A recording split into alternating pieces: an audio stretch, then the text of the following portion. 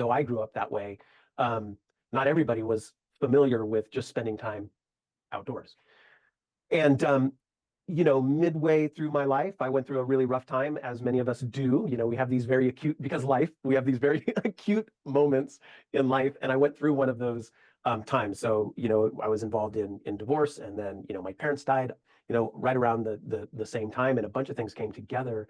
And I kind of almost involuntarily jumped to the great outdoors again. I was like, I need to be out here. I bought a old 96 Land Cruiser, and I disappeared for a few days in the mountains. And when I got back, I was just really driven to share that experience with other people, because it really helped to kind of turn me around. And I still recommend to people, hey, go and spend some time alone on on your own to get that higher level perspective of your life. And if you carve out the time to do that, you will come back and you will make choices. You'll see things, from a different perspective, and you'll make choices that not only help you, but if you're helping yourself, will help other people in your life as well. And so I came back and I was like, I really want to turn this into something that, spread the good word and be a resource for folks who, want to spend time in the outdoors, and show them that they can do it too, and hopefully gain this perspective. So it wasn't calculated. It was, but it was also a risk. It started to gain traction. People were very interested, and I think, kind of the shucks, you can do it too. And we all started somewhere, and this community is here to help you. More people started becoming interested. So there was some momentum when I decided to spend more effort on it and do it full time. And Overland Bound is a worldwide community of adventure travelers. So 50,000 members currently, and that continues to grow, but we have an engaged audience of 100,000 people. And they're all folks that want to help one another, and who believe that adventure is necessary, and getting outdoors in adventure-ready vehicles, big trucks, is one way to really connect and do things that are real, remind us what it is like to be human and to help one another. And so I, spent about 5 years doing Overland Bound full time to build that and build the software product behind it. And it still continues to this day. It kind of runs itself, and my wife is a partner, and she CEOs Overland Bound while I do other things. But so it was calculated in that our community was growing, but it was still a risk, as all personal endeavors or, entrepreneurial adventures are. Yeah. Yeah. 0 to 1 is so hard, and then you built that community from scratch. That's amazing. Yeah, and there was a lot of enthusiasm, and I had great community members that were there to help, that were, as passionate as I was about kind of, helping one another. And, so the community really, really started to grow. We benefited from Instagram, the virality of Instagram, back when we started. It's funny, I thought, when I started messing around with Instagram, I thought, oh, I'm kind of late to the game, but I'll post some pictures. And what I learned is that we were actually pretty early, and we had a big roadmap or a big lifetime in front of us, where virality was real, and it was a way to spread the word about Overland Bound, and that was one of the things that we did. Yeah. Awesome. Would you share anything who wants to make a transition to something new? Like, what would be your advice? So I'm probably that was my fourth, business. And one of the things that I always think about is to start very simple and small, and then scale incrementally and slowly. And so with Overland Bound, I thought, having done a couple of business adventures in the past, I thought, you know what, I'm going to start really small, and I'm going to offer free stickers to people. If you give me your email address and your address, I'll send you a free sticker about Overland Bound. And it was just very small. And I thought, if I can get that right, that whole ecosystem, talking a little bit about the business, if I can do that right, which is that is taking orders, even though it's free, that's order fulfillment, that's an email list, that is order, being able to send out the free sticker, making sure, it's customer service. So there's a lot of stuff that goes into that. And I thought, if I can just do that, then we'll do the next step. And so that's what I would say is, when you're trying to start a big enterprise, it can be overwhelming. Just break it down into parts and do the first thing really good first, and then move on to the next thing. I would say that is, something that kept coming back to me. So I remember you had a full-time job when you started it, and you were so attentive at work, and when you go back home, and you also had to work on your passion project. Was it?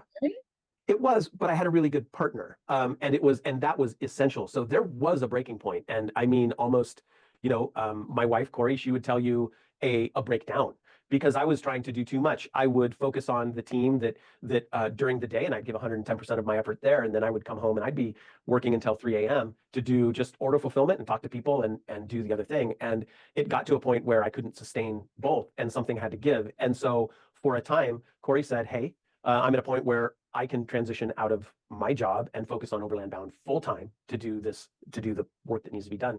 And she did. And so that allowed me to extend my runway at work doing my day job until it was time for me to focus full time on Overland Bound. So, and that was a couple years, 3 years before that actually, came to pass. So I did have good support, and, I would say you can only do so much, and so if you can find good partners to work with to get something started, because you need to continue working during the day, I benefited from that for sure. That's how. Yeah, sometimes I feel like it all comes down to the mindset. A lot of times, I mean, like one foot in, one foot out. I have a full time Yeah. job. So I'm gonna work on my hobby, and like, Yeah. I have both, and I'm fine. But I feel like you're like fully in both of them, and like, Yeah. where does that energy come from? Oh, I've got demons that chase me around. I think that everybody has, and I always want to do something big. I want to impact the world. I want to in a positive way. And so my problem is scaling that back a little bit. If you want to get really personal, I think that comes from being a backwoods country bumpkin, and feedback growing up that you're going to fish your entire life, or you'll be a logger your entire life. I used to one of my past lives, I was a logger, choker setter. And I think those are kind of the demons that nip at my heels, plus a little drive and just motivations that come from a very, deep down place that I still, want to, whatever I'm working on, I want it to have a mass, impact in a positive way.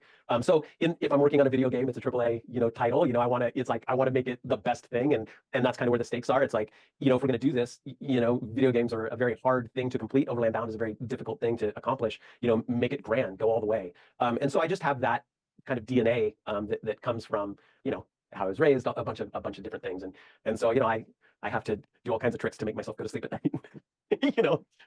So I am a driven person. I'm always at it. Yeah. Yeah, that's awesome. When I talk to like successful founders, they're like, "Did you have a coach? Like, how did you train yourself?" I was like, well, I'm just like this. Yeah. Like, I know it's hard to like think about like, wow, there's like different like people, but I think it's just accepting who you are, and just Yeah. that's me. That's how I function.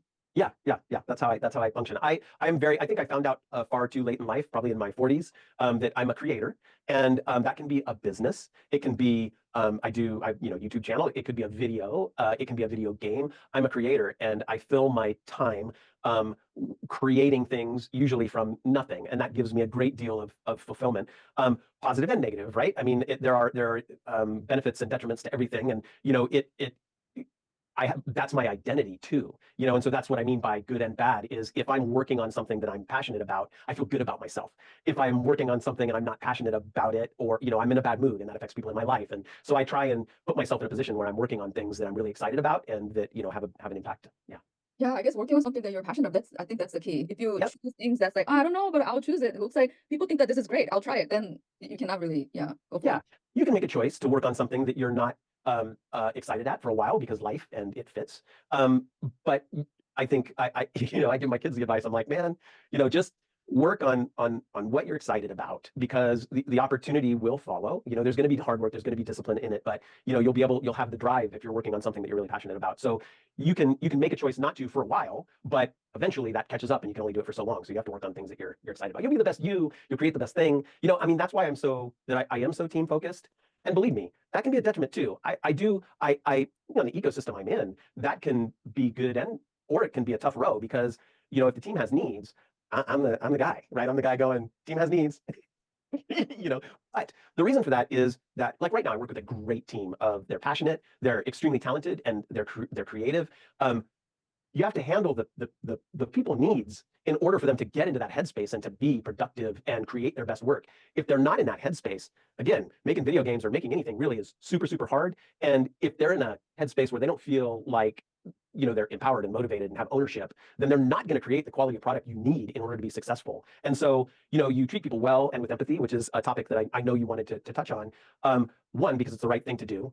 Two, because at the end of days, whether you got a yacht or a simple cabin in the woods, the most important thing in your life is people. That is what is going to mark your time here.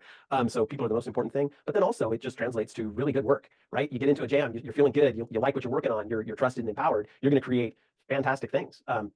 And what you eventually learn, or what I eventually learned, is it's the only option. All other options lead to failure.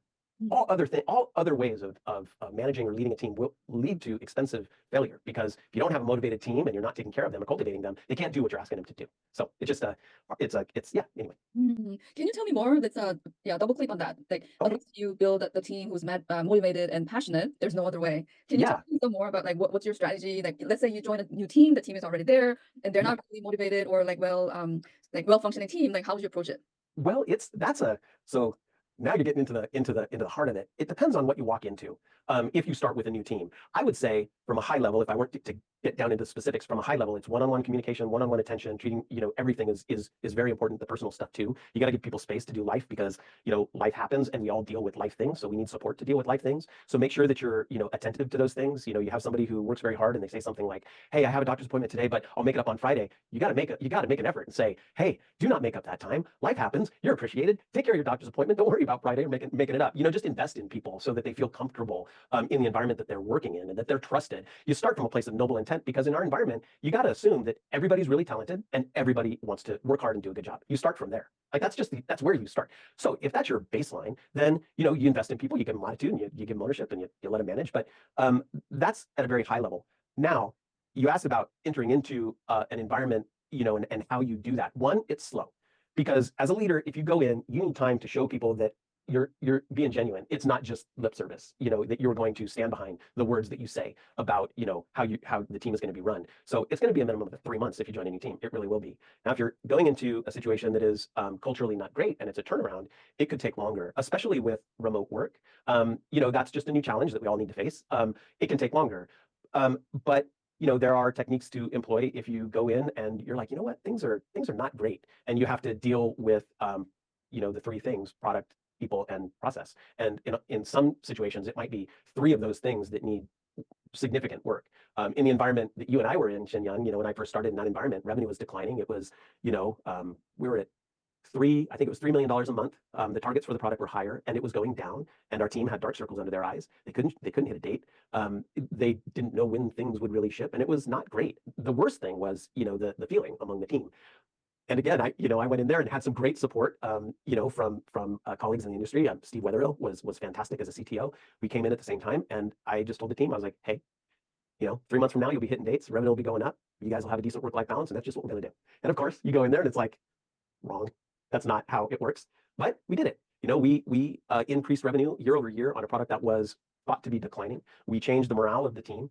We beat revenue targets so much that the team 1 year split a check for $1 million, because the CEO said, "Hey, for every dollar above target you hit, I'll give you 50 cents." And I said, "I'll take that bet." We had a good team, and and so we really did turn it around, but it was hard. And there were real tough things to have to handle. There were people that were never going to kind of align behind the new way that we were managing the team, with that ownership, that accountability, ownership, excitement about what we were doing, how we treated one another. But then the process needed a complete overhaul. So anyway, it can be very complicated, but we did all those things. We did, it was necessary. Steve, he, when we were first there, from a process standpoint, everyone was like, "When does that feature need to ship?" And Steve started saying, "I know you're developing the feature, but that's none of your business." In a friendly way, right? In a friendly way. It was like, and people were like, "What are you talking about?" He said, "Your job is to get it to QA. You get it to QA. We want it to be QA in the state, and then we'll decide when to ship it." But that required a whole different way of thinking, a whole different way of, planning the roadmap. And anyway, I could talk about that for a while, I guess. But yeah, that was a big turnaround, and it took time. It was a 3-4 month, Yeah. hard endeavor. Mhm. Yeah. Yeah, that's amazing. So I'll have one more question, and maybe Nabina will have a question. So my question is, when you have moments that you want to give up, what stops you from giving up? Oh, that is a really good question. I will tell you, it is usually the people involved with the enterprise, whatever the enterprise is. It's like, I feel a great deal of responsibility spinning something up, because you get some momentum behind a thing, and people get excited about it, and they invest in it. So whether it's a game or Overland Bound's been very difficult. The thing that keeps me going, I have to say, is the people that are involved with it. If it were just me, and I could be like, "Well, maybe that didn't work," I mean, that really the folks that are involved with it keep it going forward. Um, Other examples of continuing forward, I have this mantra internally, again, for better or worse, and it's that if it were easy, everybody would be doing it, and if it's worthwhile, it's hard. And so my my difficulty actually is in letting go. And I've had very successful entrepreneurs, much more successful than me, give me that feedback. You know, and there are many different kinds of CEOs, but at the same time, I got two different pieces of advice. One was you need to keep at it. If kind of blood, sweat, and tears, you need to keep at it, increase the value of your company before you go to scale or ask for investment or anything like that. And then at the same time, another CEO, who I also respect, said, go out there, get 10 million bucks, throw a budget at it, see if you got it right. If you didn't, it's two very different mindsets, right? So my trouble is usually letting go, right? It's like, I get in there and I'm like, I'm going to do this, no matter what it takes. And so, that I have that gene as well. And sometimes I need to be encouraged to let things go.